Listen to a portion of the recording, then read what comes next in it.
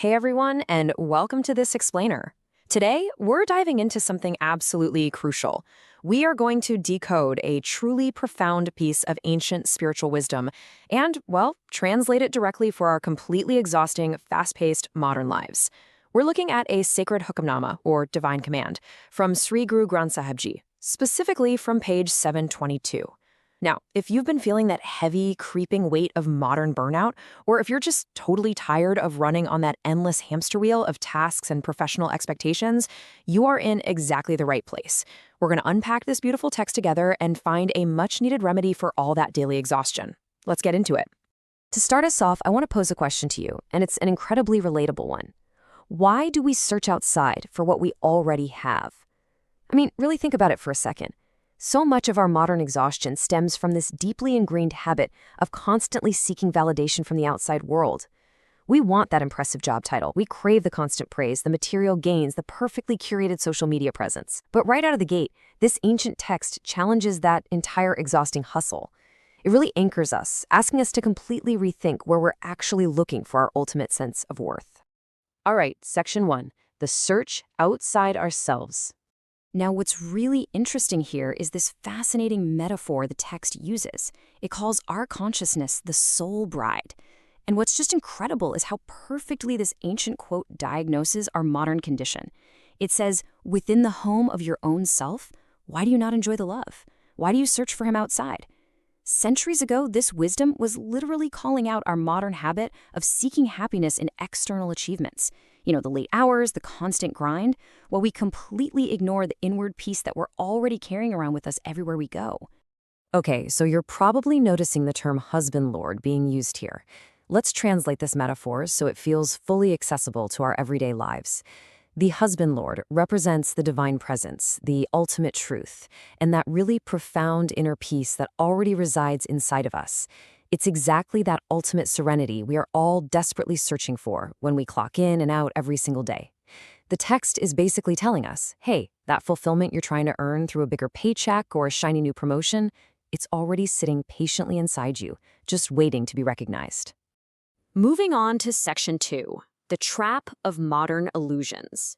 So the text vividly warns us about what happens when we lose our focus. It says the foolish bride becomes intoxicated with greed, pride, egotism, and completely engrossed in Maya. If you're a young professional right now, this probably hits pretty close to home. Think about the daily anxieties of office politics, the pride of securing a big deal, the egotism of outperforming a colleague, or honestly, just the pure exhaustion of pretending you hope this email finds them well, right? And yet, think about that strangely empty feeling you sometimes get right after achieving a goal you've been chasing for months. That emptiness? That is exactly what this ancient wisdom is warning us about. And here is brilliantly explains why that emptiness happens. The text introduces Maya, which is spiritually defined as illusion. In our world today, Maya represents this massive modern trap, the belief that endless material hoarding or external validation will somehow bring us true fulfillment. It's that little illusion that whispers in your ear, hey, just get this next promotion and then you'll finally be happy. The text explicitly points out that chasing this illusion leads to nothing but frantic running. And I mean, isn't that literally the textbook definition of burnout? Just frantic running without ever actually arriving anywhere? Which brings us to section 3, seeking the wise mentors. So the big question, how do we actually break this cycle? Well, the text gives us a surprisingly practical solution. It says, go and ask the happy, pure soul brides, how did they obtain their husband-lord? This is a direct, urgent call to go out and seek real-life mentors. But wait, not just any mentors. We aren't talking about the person with the most followers or the highest salary at your company. The text is urging us to find those incredibly rare people in our lives who actually exude inner peace, grounding, and joy. The ones who have mastered the internal game rather than just baking outward superficial success. We're supposed to go to them and ask, how did you do it?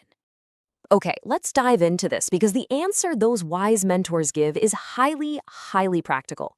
The text outlines 3 explicit, actionable instructions for finding true peace. Step 1, accept what the Lord does as good. Step 2, do away with cleverness and self-will. And step 3, surrender your body and mind to love.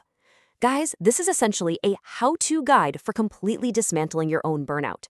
It's asking you to stop fighting reality, stop trying to outsmart every single situation, and instead just lead with surrender and love. This directly captures the core conflict we face at work every single day. It compares cleverness and self-will.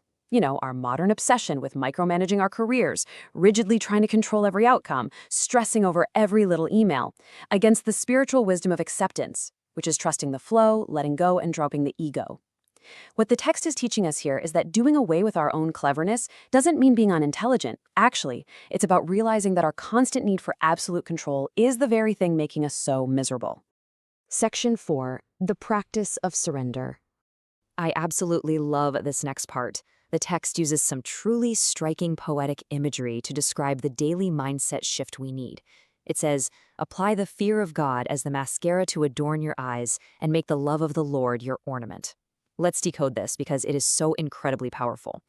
Wearing the mascara of fear doesn't mean walking around terrified of everything. No, in this context, it means looking out at the world with deep awe, wonder, and profound respect for a power greater than yourself. It literally changes the lens through which you see everything. And making love your ornament? That means wearing compassion daily, exactly like you'd put on a watch or your favorite piece of jewelry. It's asking you to accessorize your professional and personal life with awe and love. When we put these two mindsets side by side, the contrast is just stark. On one side, we have the foolish bride, driven by greed, pride, egotism, and that frantic running we talked about. On the other side, the happy soul bride, driven by acceptance, surrender, and love. I really want you to ask yourself honestly, which path would you rather take to work tomorrow morning? Which mindset are you going to bring to your 9 a.m. meeting, your new project, your interactions with your team? Because the text makes it crystal clear which path leads to absolute exhaustion and which one leads to actual joy. Finally, Section 5, Finding the Wealth Within. As we reach the emotional climax of this ancient wisdom, the text reveals the profound, life-altering result of finally giving up our exhausting ego. It says, "Give up your selfhood. When the husband Lord looks upon the soul bride, the bride obtains the 9 treasures." This is phenomenal. When we finally drop our ego, when we stop frantically searching the external world for a pat on the back, we receive the 9 treasures. In this spiritual tradition, the 9 treasures are a beautiful metaphor for absolute, ultimate, boundless fulfillment. It's a level of internal wealth and peace that no salary, no quarterly bonus, and no job title could ever buy. And just look at how this truly fulfilled person is described. The happy soul bride is intoxicated with delight, absorbed in love, beautiful, glorious, brilliant, and known as truly wise.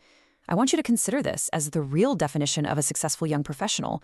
We're talking about someone who is grounded, radiant, and deeply wise, all because they know their wealth is totally internal. They don't need to dominate a boardroom to feel valuable because their value is already secured right from within. So I want to leave you with this final provocative thought. If the 9 treasures of ultimate peace are actually already within you, what are you willing to stop chasing today to finally enjoy them? Maybe it's the need to always be the smartest person in the room. Maybe it's an unrealistic career timeline you set for yourself. Or maybe it's just the illusion that you need more stuff to be happy. You have immense, incredible wealth within you right now. Thank you so much for joining me on this explainer. Take a deep breath, drop the ego, and go find your inner treasures today. Catch you next time.